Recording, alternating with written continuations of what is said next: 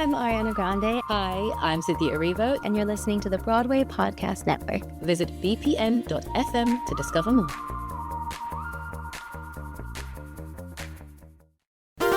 There's a cat over here. There's a cat over there. And the wrong one died. And the wrong one died.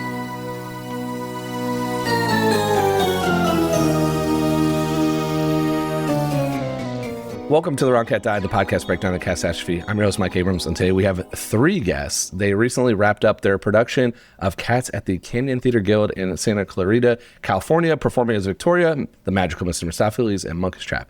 So welcome, Deneen, Kelby, and Zachary, and thank you for joining me. Thanks for having us. I'm super excited. Thank you. I'm excited. I want to hear first. I usually start with like your cat's history, but we're going to come back to that because I want to hear first about what was your reaction when your theater said, we're going to do Cats? I heard that they were going to be doing Cats when I was watching a production of The Little Mermaid. They announced it at the theater. And it kind of piqued my interest. But at the same time, it was a show that I never thought I'd be a part of. I'm not going to lie. So I was excited to see it, not thinking that I was going to be in it. Okay. Yeah, and for me, one of my best friends in the world, Kasmira Buchanan, who is also one of our choreographers, she knew that I was a huge fan of Cats because I talked about it all the time. Like if I was going to do a musical, it would be Cats. And she was so excited to tell me, hey, the theater that I choreograph at is going to do Cats. And she knew I wanted to be a part of it, but she didn't want to do it. And it took a lot of convincing for me to convince her to choreograph with me. So that's how I got involved and how I found out. So, yeah. Okay. And I knew like a while. Yeah, I knew a while before I think they even announced it officially that they were going to do it. All right. So, yeah. Yeah.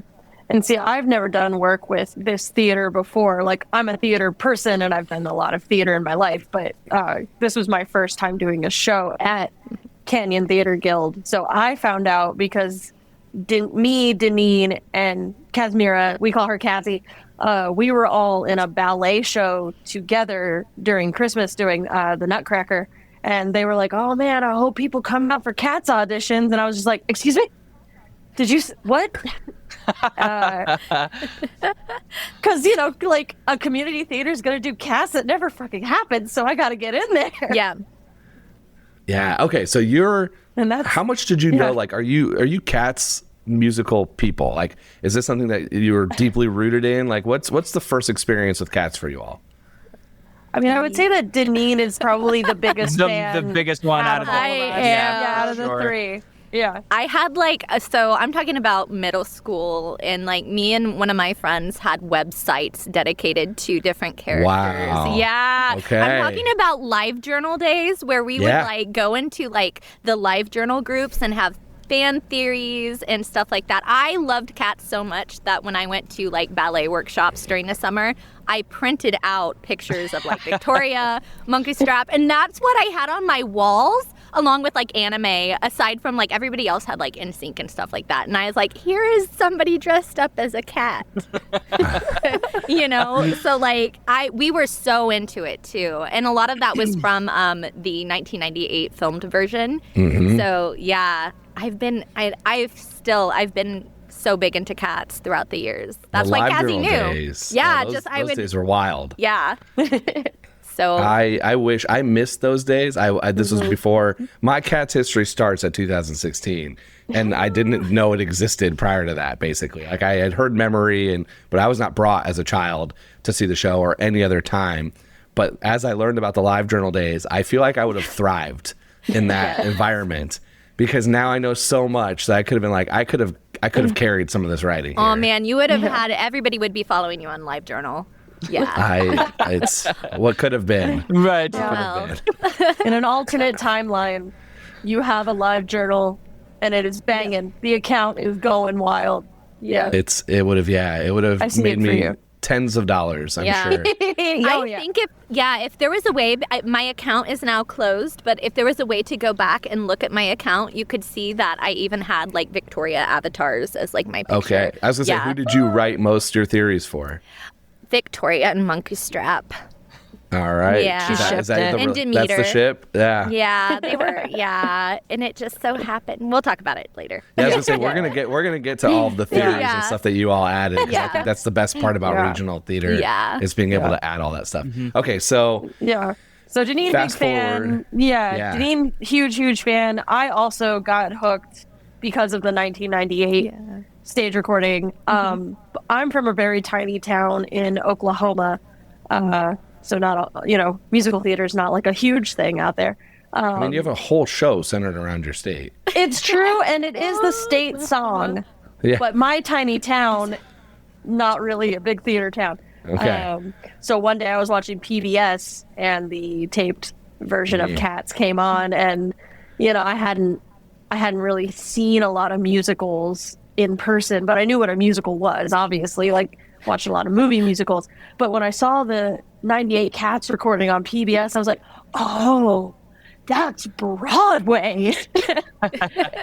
And I got like super hooked on it. I got the VHS for Christmas that same year. I watched it constantly. If I was home alone, I would like pretend to be part of it and try to do parts of the dances that were in it. All right. So again, VHS. You're part of the VHS hook. I am. Okay. Yeah. I know. Zachary, though. Zach's a baby. He doesn't Yeah, know this what one. I'm a newbie, but I absolutely love it now. I kind of got thrown in from the what was it, 89 recording, 98? What was it? 98. Yeah. 98. Yeah, that was the first one I watched after I got cast. I knew very little about it. I knew about Rum Tum Tugger, and I knew about Grisabella and Memory. That was all I knew. And the only part of Memory that I heard was the little bit that Miranda Cosgrove sings in School of Rock when she tries to audition for the band. Yeah. That's That's wild to me. That's all I heard. And so one night it was super, super late, and I wasn't going to bed, and I was like, you know what, let me rent Cats. And I rented that version, and it was such a spectacle. I loved every second of it, and I was just like this, the TV, my hands up on my chin.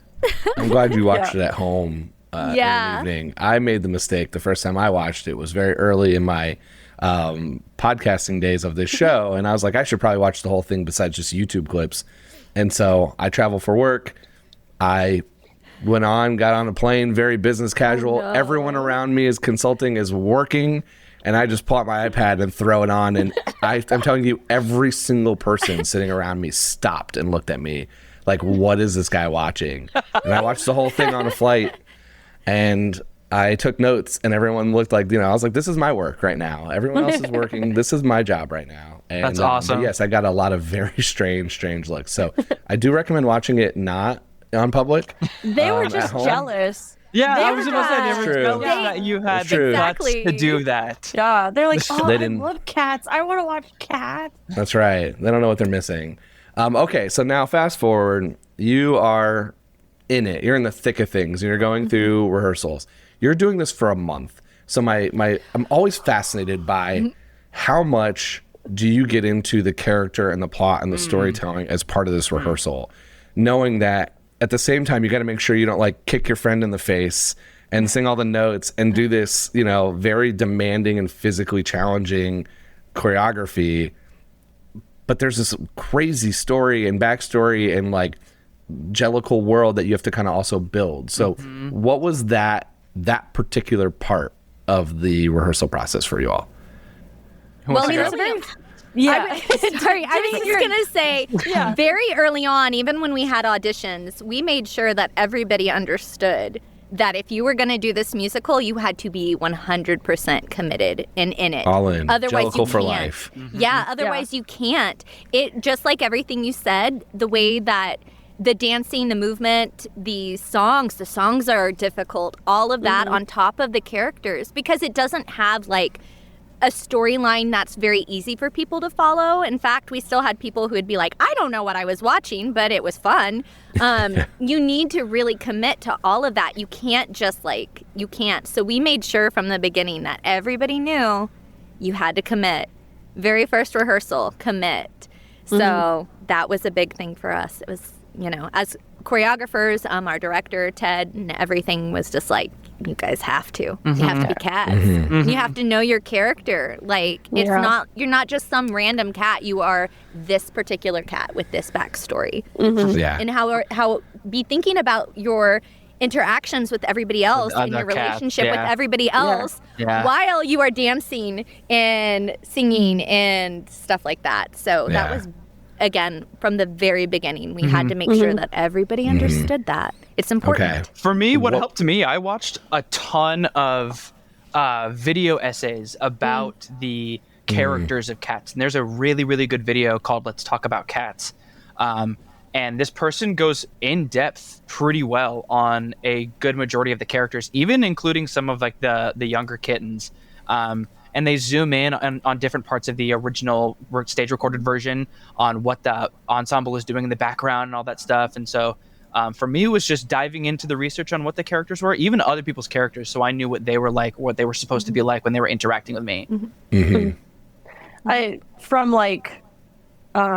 Deneen was on the creative team as well because she was a co-choreographer. So I feel like you ran through a completely different gauntlet on top of the gauntlet that we all ran through as well, being in the show. For me, this was a very physical show.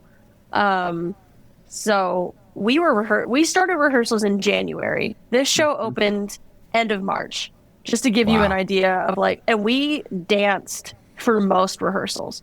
Most rehearsals were like movement based and choreography based. And, vocal rehearsals came when they could, but for about 4 months, we were just dancing and moving and dancing and moving. Yeah. It's a show that there's not that many breaks, too. Like, No. Oh, God, no. my No, God. here's the thing.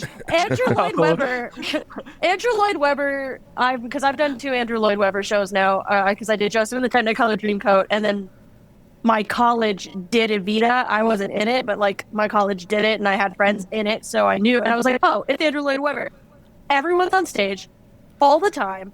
No one gets to leave. You will just be there on stage, so you better make sure that you're on 24/7. You better not drop character. You better know your steps.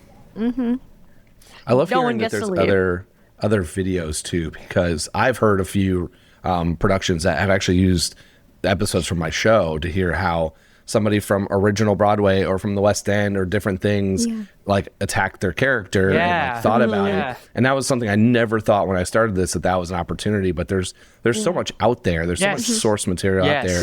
And there's not a lot of definitive truth. Yeah, and we were really lucky because Ted, the director, he gave us a lot of room to go to the source material and see what is actually there and what you have to incorporate, but also what do you want to incorporate? How do you feel about it? He was really good about giving us a lot of room to figure that out for ourselves. A day or a rehearsal that we had written our characters' names on a little scrap of paper and thrown it in a bowl. And he had mixed it around, pulled out 2, and then had those characters discuss on what their relationship was like with each other. I love that. Yeah, That's a great one because it's very open ended in a lot of cases. Oh yeah. Okay. Yeah, and you were getting paired up with people that you don't even talk to on stage. Yep. Because it was random, so you better have a backstory. Yeah. I want to hear what was the craziest, especially for the 2 of you that didn't know the show as well. What was the part where when you started hearing the story, you're like, wait, what? That's part of it? Or I didn't catch that in the movie on the VHS. What was kind of those aha moments? I mean, like Deneen, because I had been exposed to it so young, I knew a lot of the lore, but there were a few surprises in there because I played Mr. Mistopheles, but that was the first, being in the show was the first time I found out that he's also known as Quaxo. So when he's not Mistopheles, he's Quaxo on stage. And some people, depending on productions, will make them 2 completely separate cats. Me personally, I decided they were the same cat, but I did not know that he had a second name until I got the libretto, and they were like, Quaxo, that's your solo, and I was like, who? Yeah. No, it's so true because I've interviewed a Quaxo by themselves, but a lot of times it's like a high school where they've got 40 students doing it, and they just need cats. So they're pulling any name they can come up with or anything that they can think of. But yes, they're in general the same character, and the same with like McCavity has another name, but because all cats have 3 names, that's part of That is true. That's part of the beginning. lore. Yeah. Yep. For me, it was fully understanding that Deuteronomy is probably almost everyone's dad. It's really hard for me to, especially for the first time I'm listening to music. It's really hard for me to comprehend the lyrics because so much stuff is going on, especially for this show. People are jumping at you. There's so much instruments in the songs. Until I watched one of those videos discussing that this is just a big litter of cats together, whether it be current generation, old or new, or that was a big thing for me. Yeah. Yeah. Well, in our version, speaking of that, in our particular version, we had established that all of the cats really are Jellicles and related to Deuteronomy in some way, except for 2 of them. There's only 2 who are not. Who are your 2? Okay, who are your 2? You want to take a guess, or you want me to tell you? Well, they're all. I mean, there's a lot that are potentially the 3 sons. I'm trying to think through like who wouldn't. Busford Jones is probably one of them. He's a Jellicle. Yeah. He's Jellicle. Okay. I'm trying to think who would be. I mean, Skimbleshanks maybe because Skimbleshanks comes from that's outside. One. Yep. Yeah. And then is it a kitten, Victoria? Because Yes. Yep. Okay. Yeah, we established that. Yeah, just because it kind of made sense. She's coming in from a new. Okay, fill me in on everything else. What else did you all establish? What did you add? What did you like really lean into? Like, hit me with the story. Hit me with your version. We had to make it family friendly, so we unfortunately You don't have to here. we had to. No, our show had to be family friendly. Our show did. It is a community. Yeah. But the ball. So is there still a ball? Yes. It's just you're not like crawling on top of each other. No, just 2 of us. Just Monkey Strap and Victoria. Just Monkey Strap. Okay, so you kept the coming of age story, but not the. And it's more that she's not so much a kitten. It's more that she is still just a naive cat who's been welcomed by Deuteronomy, kind of chosen by Deuteronomy. He sees potential in her, and she has this relationship with Monkey Strap already. And so it's in the ball instead of like the big cat orgy or like her losing like her virginity. It's more that it's establishing that they have like this connection. Monkey Strap and Victoria have like this romantic connection. And if there is a like love story in Cats, it's between the 2 of them. And our audience like that. They're, just the way that the audience is for that particular theater, they like to see stuff like that. So we made it instead of like the big everybody out, touching each other, crawling on each other. We made it into a very beautiful classical ballet parade. Okay. So, and it was really nice. Yeah. That's awesome. Yeah. Still a lot of lifts. We still have the lips lips. signifying the losing of virginity. But we do have that. Yeah. Kelby's right. Yeah. We do have that in there. Like, if you know what they're about to go off stage and do. Yeah. So it happens off stage, but it's you know implied, it's implied. But if you don't know and you're like either a kid or like one of our wow, they're so good at dancing. They're just like, aw, they're so cute. Otherwise, you're like, oh, they're gonna fuck. Like, yeah. I mean, pretty much. Basically, and I have like for the longest time when I first started the show, I kept saying no kids should see it, and now my stance has changed. I think like under 12 or 13 go because you're not going to catch any of it. And it's just people dancing in costume, and it's a fun time. It's that like formative years where I'm like, well, this is going to be confusing potentially, and they're going to get a lot of it, and they're going to see it, and you're just got all these like fit people in spandex like dancing on top of each other. Like it's a lot of hip thrusts. Oh my god, a lot so of much butts pelvis to the audience. Yeah. I mean, we did it. We didn't have as many like pelvic thrusts as I would have liked, but we Are did you sure? show. Because the guy who played Rum Tum Tugger in our production he is did, a walking pelvis thrust. Yeah, he is. He did, but we had to leads take the more pelvis. out. But we had a lot of like our butts facing the audience and shaking I don't and know how everything, many times the audience saw mine right there. Oh yeah, me too. Yeah, Definitely. me and you. Yeah. The 2 of you especially, yes. Yeah. Okay. What other relationships did you play off of? If you had to kind of cut out a little bit, We had were there any families? Mistopheles and Rumtum had a previous relationship. No, Yeah, that was our alright. thing. So because I chose to make Quaxo the same cat as Mistopheles, I decided that when I was a stray and I ran the streets, I was known as Mr. Mistopheles. And this is my first Jellicle ball after being adopted. And the family that adopted me calls me Quaxo. So I have two names. And Rumtum Tugger is the only one who knew me before my Quaxo days. Okay. Yeah. Okay. So that was our previous thing. Yeah. The Tugophiles, Tugstophiles. Yeah. Yes. Oh, yeah. The big one in the fandom. Yeah. Oh yeah. Big one in the fandom. In the art, there's a lot of Yeah. art Yes. of Oh that. my gosh. Speaking of And Imi, there's- Imi is Imi ships Tugger and Mistopheles. Has a bunch Yes. of Yeah. them together. Yes. Yeah. Yes, Yeah, they do. and there's a Yeah. lot of if you ever really want to go deep, it's not the live journal days, but there is a website that has fan fiction for everything, and Yeah. if you look at the Cats fan AO3? fiction, it's like 75% of it is Yeah. about the two of them. Yeah. Oh, yeah. I mean, they've Yeah. done a lot of stuff in show that kind of insinuate some things. Yeah. Totally, they each Like, sing each other's song and there's some other Yeah. parts. Like, yeah, So, Yeah. if you got to see the ballroom Cats of Jellicle Ball that was Oh here, my gosh. So No, good. you haven't. I wanted to see They- it so bad. they leaned into that Hell story yeah. heavily, and really kind of owned it, and it brought a ton to it. So, And it so if makes there was sense. ever any doubt that like Yeah. they were like, no, we're just full on going with this relationship. If they Yeah. if they ever put out that particular production to watch like a Fathom event, I don't care how much. I would pay $50 to go into a theater and watch that version of Cats. I want to see it so bad. The Jellicle Ball Fingers version, I want to crossed see it that has so another- bad. Yeah. That'd be so Another so joke cool. alive. Yeah. Yeah. Okay, hit me with more theories. I love hearing like We- what's the other things you Oh. added. Go ahead, Deneen. Well, the no, family it- dynamics were. I was gonna say one big thing in our production that we decided to go with, that the actors all decided, we all decided this, was that usually you have the three sons, which is Monkey Strap, Tugger, and McCavity, but it's a little bit different in our version because we have McCavity as Grisabella's son. Oh, And Grisabella is actually Monkey Strap and Tugger's sister. That which makes McCavity their nephew.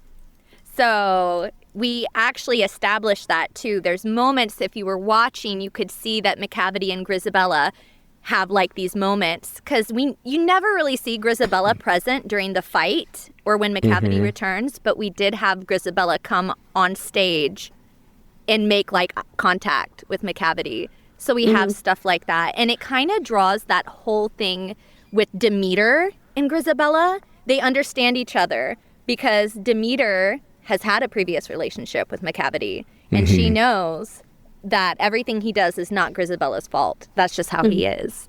So we really played into all of that whole aspect of Grisabella, pleading to her brothers, yeah. Who's the mom or who's the dad then? If it's Grisabella is McCavity's mom, We don't is know. it not Old Deuteronomy? It's not Old the Deuteronomy. devil. Satan. Okay. Yeah.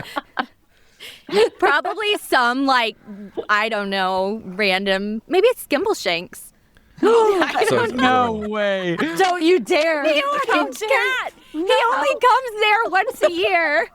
How dare you? He could never. He could never. I don't produce know. an But it's not abomination. Old Deuteronomy. No, No. Okay. it's not. Okay. Yeah. That's interesting because that's been like, is that Old Deuteronomy and Grisabella? What is their relationship? And that's kind of part of it. Is like that could be mom to the three. So I have kind of heard the variations of like Tugger could be Grisabella's son, or I've also heard that Tugger also could be Grisabella's like dating girlfriend, because in at least one production they're not on stage in the very opening number. They're the only two not on stage Oh, in the wow. opening number. And so it's like, where are they? So there's that theory too. But I've not heard. I like this. This is different. This is what I love. There's so many variations you can do. Yeah. And again, it doesn't change the show. It just changes No. like a little bit of the the looks you make, or the Yes, the it's paw yeah. you make at somebody differently. Yes. That thing. Yes. Yeah. Yeah. Because I remember when we, because our friend Aime, who came and saw the show several times, when she found out that Grisabella was McCavity's mom, it made her look at the fight between McCavity and Munkustrap differently the next time she saw it, because there's a moment of hesitation before Munkustrap is like gonna go at McCavity, and it's like, what are you waiting? And Aime was saying the first time they watched it, they was like, what are you waiting for? Get in there, kick his ass. And now it's like, no, he's conflicted. He's conflicted. It's his nephew. Interesting. Causing Okay. chaos. Yeah, no, it does. I mean, again, like those minor tweaks make the view different, and yeah, it's cool for the audience, especially someone like Ima who got to come a lot. I think, Yeah. Ima's the one who connected us too, so it was cool to for them to have options and get to see. Like, I think that's like what I like about this show is every time I see a version, I'm like, can I notice the differences? That they're making? And generally the answer is like it's probably a no. Which is a good thing. Like it's for them, it's for the actors, but it's helping maybe bring a little bit more story for the people that do know, because the Cats audience is split. It's either people that have like the season tickets and they're gonna go see everything you do, no matter what the theater is doing, and then it's like the Cats fans who like who will know like every single detail if you're off. Yeah, and you know what? I have to say, we did get a lot of Cats fans we who- got a lot. Yeah, and they noticed impressive. things like that you wouldn't think. Like, that's why I know when I had started, at least with the production team and stuff, it was so important to keep certain things like costumes and stuff like that. Yeah. I did kind of more of the more Broadway makeup, like the original makeup, and somebody noticed that. Stuff like that. You know, Yeah, wow. or, you know, things like, you know, Rumpelteazer having the pearls, like things that maybe a general audience wouldn't recognize or notice, but these Cat fans, they're looking for it. Our choreography was, I would say, 95% original, but we did have 5% where it was like, you know, we are honoring the original choreography. Oh yeah, that was Gotta do that. That and, you know, stuff like that. So they're things that fans would look for, and they did. And this is important. This show has not tackled choreography as someone who could not tell you the first thing about any of it. But it is interesting to hear some of the fans have like passionate beliefs about Jillian Lynn's choreography versus even Trevor Nunn's versus tweaks they make and, you know, different adjustments over the years. And it is, they will notice that stuff. Oh yeah, yes, 1,000%. We're going to take a quick break, and then we'll be back for more of The Wrong Cat Died. Okay. I want to hear some fun stories because doing regional theater, you get some chaos. So what are some of the things that you'll never forget? Like, what are those memorable moments from doing this? The one that immediately comes to my mind during Jenny Any Dots, or the old Gumby Cat song, I was walking across the stage and our Jenny Any Dots accidentally rolled onto my tail. And I went to go walk away and I felt a tug and I thought she was just like playing with my tail. And I look over and she's on it and I pulled it myself and it didn't move. And so I thought, oh, if I pull hard enough, it'll just come loose. And I pulled really hard and I almost ripped my tail completely in half. And it was hanging on by a thread for the rest of that number. It literally was. It was at least like 3 times as long. And it was dragging all over the stage and everything. That's the first thing that comes to my mind. I'm sure I can think of others. Oh man. See, and I'm not on stage during the beginning of that number, so I never got to see that. This is the first time I'm hearing about that. That's so funny. The rest of the show, my tail was folded in half and had maybe with safety pins. With safety boy. pins. Yeah. Well, that could throw things off, right? Oh, if it's yeah. like a little too long, it'll be A little in somebody too long, else's the space. the weight changes. It could be in someone else's space and all that stuff. And so if I'm turning, that's going to wrap around me and everything. And, Yeah.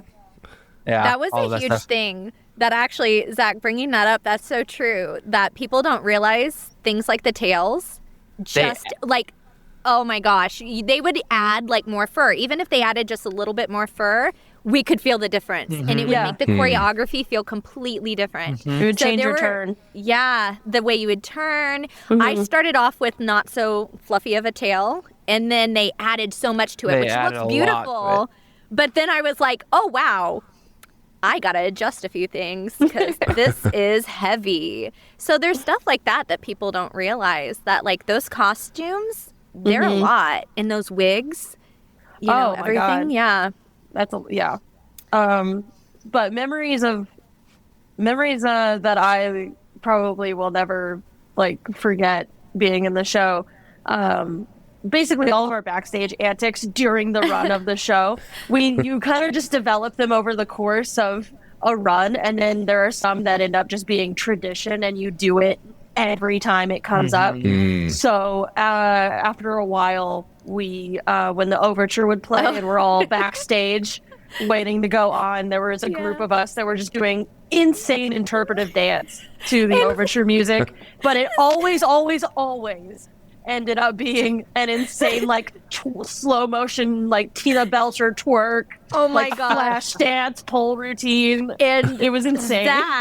Zach as Monkey Strap having to be the first one on would be I would be trying to right be- there, and I was trying to like get in the zone, And we're like- and all I could hear was like thumping and shuffling and like giggling and all of a sudden. So I'd be like looking back, like, what are these guys doing? And I would just see body parts flying Just everywhere. like Tina Belcher like twerking. It was Like- so Oh, yeah.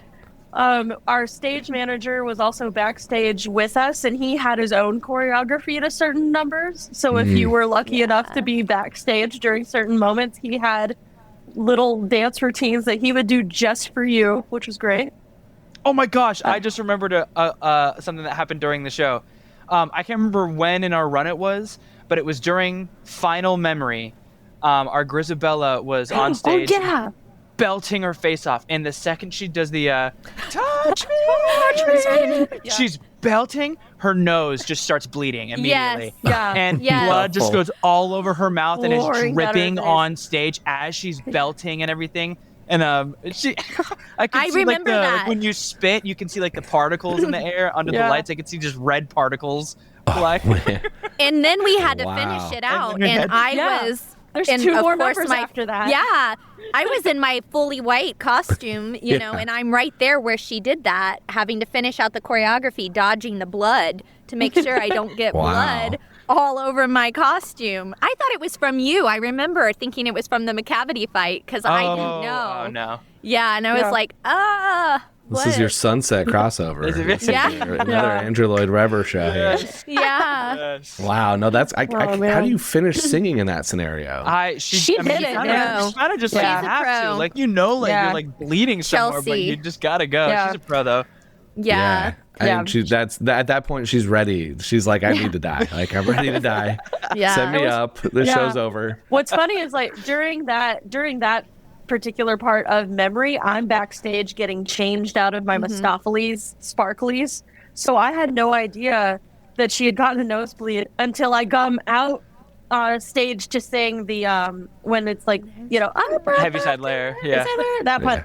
So I come out to sing that, and she's looking at all of us like, oh, I'm accepted, but she's got all this blood on her face. Blood Yeah. all And I over her face. And I was like, wait, when did we add the blood? Yeah. What's happening? When did we start doing that? So funny.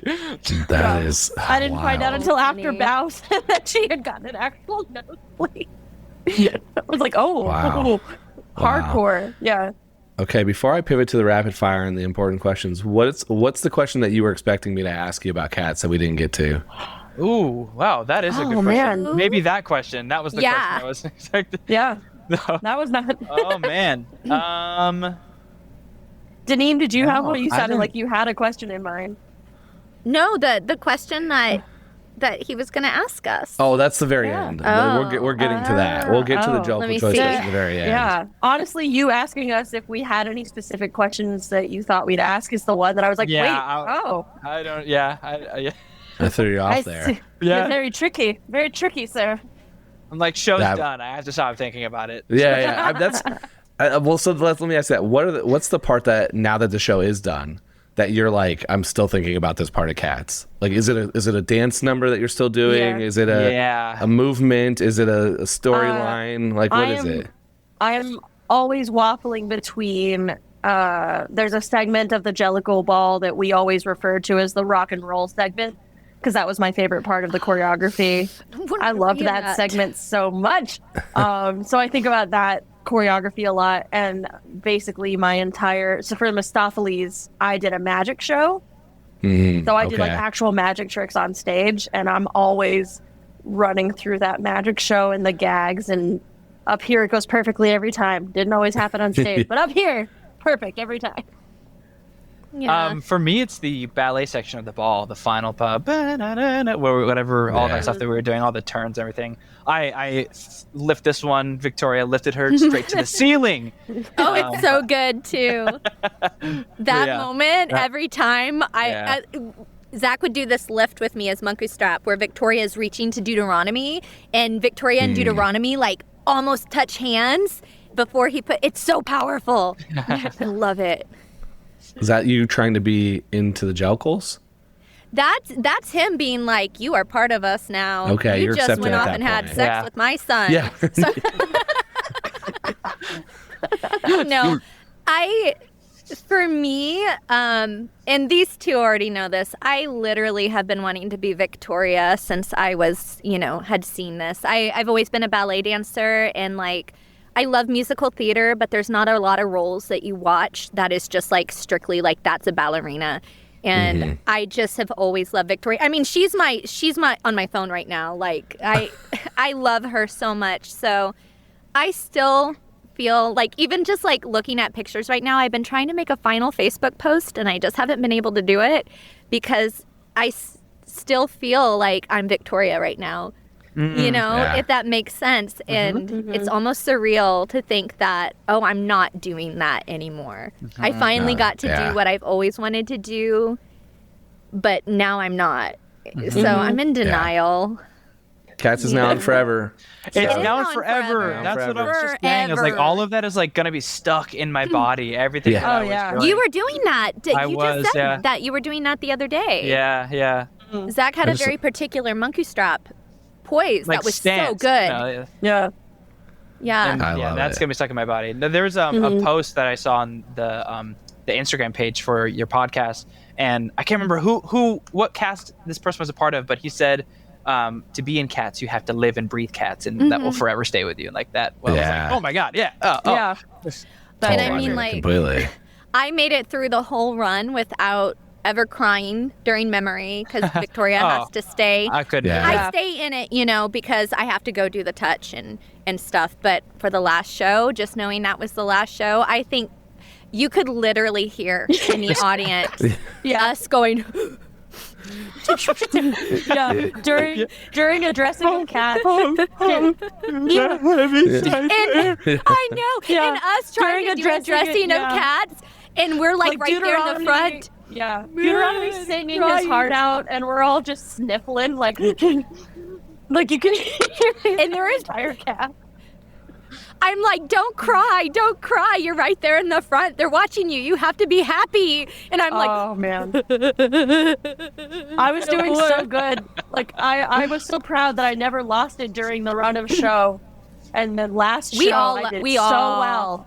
I did so well during that final show until I came out for the ascent. And Jordan, who plays, he was our Skimbleshanks and our Mungo Jerry. And so when I came out, I'm standing next to Jordan, and he grabbed my hand and looked me in the eye, and that was it. I started crying immediately. I'd held off the entire run of the show. Got me at the end. Yeah. All right.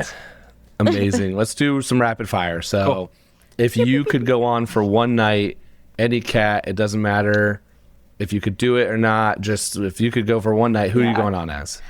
I'm going McCavity, and that looks like so much fun doing all of that. Rumple teaser. Love it. So mine used to be Demeter, but because she's one of my other favorite characters, I'd love to. But I want to be Skimbleshanks because that's my favorite. Okay. Yeah. Favorite and least favorite cat from a personality standpoint. Like, which one do you want to hang out with, and which one's going to bug you? Can I start with the one that bugs me? Of course. Bustopher Jones. No. Literally from the start. From the start, I've never liked Bustopher Jones. I just remember during the music rehearsals too, I was like, I fucking hate this song. Okay, I've got good news for you. If you ever go on the song. Royal Caribbean cruise, There's a Oasis of the Sea does Cats, and they've been doing it for 15 years. Yeah. It's only 90 minutes. No Buster for Jones. They cut Buster for. So that's your production Love you need it. to go see. It's now. so great. funny because Kelby and I love Buster for Jones. I love Buster. I like the character and I like the That number song. was fun. And then the song cat was that fun. me, Zach, would want to hang out with the most is Mr. Mistopheles. I think that cat is so Mistopheles. cool. You're Yeah. welcome. Okay. Yeah. I would want to hang out with Skimbleshanks for sure. Just like riding around, delivering the Yeah. night mail. Because he's Santa, as far as we're all concerned. Who doesn't He's wanna, our Santa cat. Hang with Santa. He usually has a Also, I bell feel too, like- so there is that like Yeah, Santa jingle bell. yeah. Yeah. Yeah, so I'd want to hang with Skimble. I think the cat who would get on my nerves to hang with. Oh man, that's tough. Probably No, Gus. it's not. Buster for Jones. Gus, you're tired. You're tired of those stories. No, I mean, here's the thing. Like, I love Gus, and I love that number. And like, character-wise, Mistopheles had, for me, and my version of Mistopheles, he had a lot of respect for Gus. But there's so much of his song where he's just like, these young kittens, they have no idea how we've struggled, and I can't stand older adults who do that. It is my goal to never be the adult who does that. I'll do it ironically as a joke, but I never want to be the adult who's like, these kids Yeah, Gus walked to school uphill both ways for sure. in the right. snow. He sure apparently. did. Yeah, in the whatever. snow, exactly. He's like, these cats, they just think they're smart to jump through a hoop. It's like, bitch, you jump through a hoop? You know how hard that shit is? I bet you don't. When did Yeah. you jump through a hoop? Deneen? Aw. For me, okay, favorite cat and one that I would want to hang out with or just like I love Monkey Strap. He's Yeah. no, it has nothing to do with you, Zach. Sure. No. It's You- I just that's your everything Victoria to do through with and the guy. through. no, I Has love everything to do Monkey with the Strap. 1998 performer of Monkey Strap. Michael Gruber. Yeah, Michael Gruber. Michael Gruber. No, I've said this from the beginning. What I love about Monkey Strap, I love that he is like, I actually think he is the most difficult character in the whole show to play. You have to be a good performer to play him. You not only have to have the skills of being a good singer, actor, and dancer, but he shows so many different emotions. And it's complicated, opposed to a character like Tugger or somebody who has, you know, they're that flashy type of character. He's a lot more nuanced, you know, and I love the protector vibes. I just love that. And I have a tabby cat. His name is Bishop. And when I look at him, I just think Monkey Strap. So I just love him. I love his design. He's just so cute. Okay, from our show, there's two cats, and I love both of the performers. I love you, Rachel, and I love you, Trinity, but you guys are so mean to Grisabella. And if I could feel he myself... doesn't know who they played. Who they play? Played. Their cat name. I will. I'm just saying, these two, they were so mean to Grisabella. And that is Bomb Ballerina and Cassandra. We had established they were kind of these mean girls that especially were so mean to her. I actually felt myself on stage sometimes getting like mad. I would like yell. If those were real cats, I'd be like, stop it. Spray water at them. Yeah. Okay. And I love the portrayal, but I wouldn't want to hang out with them. Yeah. Meanies. Yeah, that's fair. That's fair. Okay. Meanies. Favorite song in the show? Oh my Skimbleshanks. gosh. Yes, Skimble. Old Deuteronomy. I love that Old song. Dude. Okay. Yeah. Okay. Old Deuteronomy is beautiful. Yeah, it's beautiful. It's a beautiful song. Skimbleshanks for me was the funnest. Deneen, it's not just because I love you and you're my friend.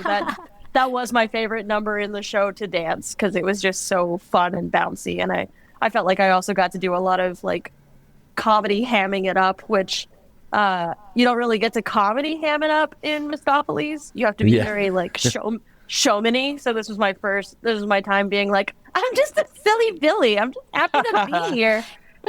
It's also So I the love only Skimbleshanks number. that we had Old Deuteronomy dance. You never That's really true. see Okay. we had Old Yeah. Deuteronomy because, again, we talk about our Skimbleshanks. We established him as kind of like our Santa Claus. Mm-hmm. So all of the cats love him and think of him in that way, including Old Deuteronomy. So, I like that. yeah, I love Skimbleshanks. That's probably my favorite number just to sing, and I didn't really dance in it very much just because I choreographed it and I didn't want to do that to myself. You built yourself a break. You just wanted Yeah. to do it to the rest of us. Yeah. Yes. Okay. But no, I love Skimbleshanks. And you know what? Actually, the more that we listen to it, I love a dressing of cats. It was one Yes. of those that originally I never really thought about it much, but each show I would be so invested, in it. And our Deuteronomy Josh was just so good. Oh yeah, so he was engaging. amazing. Oh yeah, Amazing. and it made me appreciate that song so much. Yeah, watching him do it made me like it more. Yeah. And I felt proud to be a cat. Yeah. I was like, yeah, that's right. We aren't dogs. Listen, we are cats. And I just, especially that's why I was crying in the last show. I just love that song so much. Totally. There's a part in that song where he says, like, you've seen us at our working games and learned about our proper names. And for my character stuff, because, Quaxo is his adopted name and Mistopheles was his past. So, like, my personal character arc, I was like, oh, I'm learning that it's okay that I can be both. Like, Yeah. I can be Cool. That's Quaxo cool. and Mistopheles. That was my whole journey, right? And so I told that to Josh once. And every now and then when he would say the line, learned about our proper names, he would make sure to look at me. And I would get all puffed up, And then for a little while, That's cool. and for a little while, for a few performances, he kind of stopped doing it. But then the very final show, and I'm already a mess anyway. Yeah. He looked me right in the eye when he said it, and I just started sobbing. And we have to go into the audience during that number. So I'm like, I got to get it together because I'm about to stand really close to people. They're going to hear me, and I got to make sure. I got to make sure that I'm not just over here like, oh, cats entitled. Yeah. Respect. Yeah, that number is so special. I remember Zach and I, as Monkey Trap and Victoria, have a moment where we like snuggle up. And then that last performance, I was just like, Yeah, I could feel her shaking. I was like, I don't want to do this. Yeah. Okay. $1 million question. My whole show is boy. based on I don't think Grisabella is the right Jellicle choice. So I want to hear, who are you picking? Not you as a cat, you as your character. Who are you picking as your Jellicle choice and why? I'm not gonna go first. Please, someone else go. All right. Okay. All right. Oh, that's No, fine. Kelby. Listen, I I don't came know here if to- my opinion's popular. I came here to fight, so it's okay. I really do think that Grisabella was the choice. Oh, Hear me boy. out. I know. Hold on. I know. Let's I hear know. it. I know, but hold on, because a lot of people that I talk to, they're like, "How could you not pick Gus?" Like that was always the conversation I would have with folks, right? And it's like, well, if you listen to Gus's song, he's had a full life. He's lived a full ass life. He's played all these stages, all these characters. He's left a legacy behind because people remember when he was the fiend of the fell, right? Like people know that story. So what does he need a second chance at life for? He did it. Whereas Grisabella, she hasn't had a full life. She hasn't left behind a legacy that she's proud of. She hasn't experienced love and life the way that she probably should have. And therefore, she does deserve the second chance to come back. Okay. I have follow-up know. questions, but I'm gonna make the other two answer first. I'm so For sure. sorry. I'm laughing because I'm just imagining what Zach's gonna say. Why is it so bad? I was just gonna say Buster Jones. I knew it. That's what You just want him to leave. you want him gone. I mean, he's a fat ass cat that eats everything that he can see, and he has no purpose besides eating. Yes, he does. People love He brings cats. joy. No, We love him. I have had somebody argue that Buster Jones should be the choice because he's a strain on the Jellicle economy. that was the reason, is basically that he consumes more resources. So if we can get him out, the rest of the group is going to be better. Yes. So I see no problem with that argument. Thank you. All right, let's hear it, cat expert Deneen. I don't know. I do love Grizabella, but I think everybody should just accept her as she is and make her life better. She's at least, some production, she's not this old, tattered cat. She's just a cat who has had, a rough time. And I think it would be nice if all the cats would just treat her well and welcome her and help her have a better life. I agree with that. That's who are you picking then? Who are you picking? Tugger. Okay. Get him out of here. Get him out of here. He's impregnating all the cats. He's probably messing with them. He's a deadbeat dad. Pardon my French. He's a fuckboy. So let's get rid of him. Like, he's fun. He's had his fun. He's never, Deuteronomy is like, he's never going to be second, like, in command. He's never going to rule the Jellicles. Just get rid of him. I mean, I do love Tugger, but, Two of you voted purely off of hate and, like, being vindictive to the ones that you don't like. Which I'm all for. Mine came from a place of love. I'm all for. I love Tugger, but I'm just saying, what does he contribute to society? Mine was out of hate. Yeah. I know. Okay. That's why I was laughing. I was like, Zach's gonna say Bustafer. Kelby, I'm coming back to you. I want you. For sure. What is your heavy-side layer? Like, what is the heavy-side layer to you? Oh, like what would it look like or whatever? Yeah, what does it mean? Like, is Grisabella dying? Is she going back to be reborn to the next life? I think she's being reborn. Yeah, I think she's getting a new life. I think is she she's coming back to the same group? I don't know about that per se. I can see y'all shaking your heads and holding up your fingers, which means because there's probably actual lore. But before we get into actual lore, my interpretation of the heavy-side layer is, she's basically getting reincarnated. No. Okay. Right. No. Go, Deneen. You have No. No. I had this whole thing. I think I told Zach. Mine's really dark. Oh, okay. So these aren't facts. These are just your heavy-side layer. Yeah. But this is the thing. It's a cult. Nobody's actually going to be reincarnated. The thing that's happening is Deuteronomy is sacrificing cats so he can live extra lives. He's taking their lives. Oh my God. If you like that dark theory, I did have somebody say that they played Old Deuteronomy, and one of the things that had crossed their mind is just that Old Deuteronomy is actually a serial killer, and this is just a ploy. Yeah. To kill somebody different every year. Yeah, and he's brainwashing. He's the Jim Jones of cats. Yeah.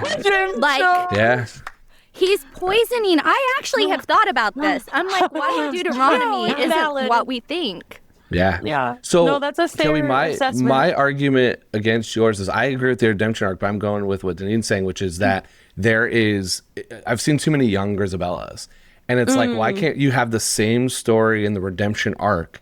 And then it's like, from my interpretation was, she's not coming back. Like, you have, she's abandoning her son McCavity. She's like finally being welcomed back. You finally have everybody say, yes, I agree. Come home. And it's like, nope, bye. Yeah. And so that's where I'm like, you should bring her home and let her go next year. Like, give her a year, have a birthday, spend some time, do a Christmas. Like there's a whole year left, and then send her. I agree with the redemption arc. I agree with the story. Yeah. But I'm kind of I don't think that this is coming. She's coming back if she sends her up. That is a good point. Be redeemed with the community. Yeah. Are you ready to change your choice now? I think instead of changing my choice of who should get picked, I think I'm changing my choice of does the heavy side layer even need to be a thing? I agree with Deneen. We should just reincorporate her into the community and give her resources. Almost like a real community. Yeah. And see what happens now that we wasted it on Grisabella. Gus is going to die, and he's never coming back. Yeah. He's probably going to die like 2 days later because he's so old. He doesn't need to come back. He lived a full-ass life. I already said he does. He does need to come back so he can get on like Jenny Any Dots. We had this whole thing with Gus and Jenny Any Dots. That's okay. We wanted just to get We'll just together. wait for Gus to die from too much cholesterol. He is. No, that's Bustafer. Yeah. I meant Bustafer, yeah. This has been awesome and hilarious. So thank you all for coming on and sharing. How can people stay in touch with you, social media, different things you're working on? Oh my gosh, Instagram. I do everything through Instagram. The Zach Santolaya. That is my Instagram. Amazing. Deneen, you have an actual like real career and things that are happening, so you should go first. Yeah, just Instagram is my biggest one. Deneen Melody. Aside from like musical theater, I am a voice actor, so I have a lot of things going on through that. And then talking about musical theater, the same theater that just did Cats, we are doing Cinderella, and that's why I came in late. We just had our second round of auditions for it, so yeah. Are you doing Cinderella or Bad Cinderella? Huh?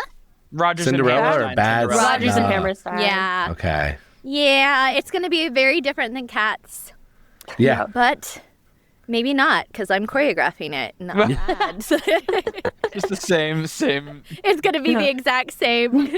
I'll put the Irish People and will the Scottish shake in their there. yeah, and they will Yeah. shake their butts. At I the put that audience. in there. We didn't have that. That was one thing we didn't have was the little tail shake to the audience. I love a And I little was tail like, shake. Gotta put it in there somewhere. Gotta put it in there. You should incorporate the pre-show stuff know. into it. Oh my God. Well, Tina Belcher. Yeah. well, we are having forest animals. So I'm like, why can't they be Jellicle raccoons? Why not? Fantastic. Oh, man. Jenny will teach them. Yeah, why not? Yeah, we do have mice. There you go. Cinderella, so what if it's the same mice from Cats? It's connected. It's true. She's Oh my very gosh, concerned thank with the you. ways of the mice. Yeah. No, I Yeah. have Got an them a idea. job. Wow. Yes. Kelby, give your social media. Oh my If you God. want I'm to. so- I mean, I will. I'm so boring. So like, y'all are welcome to follow. But like, I have a regular ass job, so most of my Instagram, when I'm not doing shows, which I do maybe 2 shows a year, is mostly just my dogs. My Instagram is mostly just my dogs. But you can find me at Kelby Joe J-O MCC because my middle name is Joe. I want to give a shout out to this because Kelby and I and about half of the Cats cast do a That's huge thing every year at the Biltmore Hotel in Los Angeles called the Labyrinth Masquerade. Yes. So it is a big immersive event. If you like cats, you will probably like this. Jellicle Ball, Masquerade Ball, Fantasy. Yes. So don't say you don't do anything. You're like I mean, We can compared link to that. everybody Yes. else. But yes, the Masquerade Ball is very fun. It's happening in August. Half the cast of our literally half of production, our cast. literally half are also in the Masquerade Ball, including our McCavity, who gets to play a different villain on that stage. A different He's very type of good at it. McCavity. Jeff, yes. Jeff, yes, he gets to play a different type of McCavity. He plays a dark elf. But yeah, it's in August. It's in LA at the Biltmore Hotel. It's very fun. It's immersive, but it's also a dance party. You basically, if you want to play games, if you want to interact with characters, if you just want to dance your ass off, we have all of that. And if you're a Cats fan who wants to dress up as a Jellicle cat, this is the perfect place to do so. I love it. We have some cosplayers that have come through Broadway Con and some other events. So yeah, we've got people coming in full cat. That's a Broadway We'll also con? link that. Oh, that's a whole different story. Man. Yeah. So, Yeah. well, this has been so much fun. Thank you all for coming on and sharing your experiences. Thank you for having us. Having us. It means a lot. Yeah, it was Awesome. very fun to talk about. Thank you, and thanks everyone else for listening to this episode of The Wrong Cat Died podcast breakdown to Cast Ash feed. To follow along, you can subscribe on Apple Podcasts, Spotify, or any other podcast. Follow us on social media at The Wrong Cat Died, or check out our website, thewrongcatdied.com.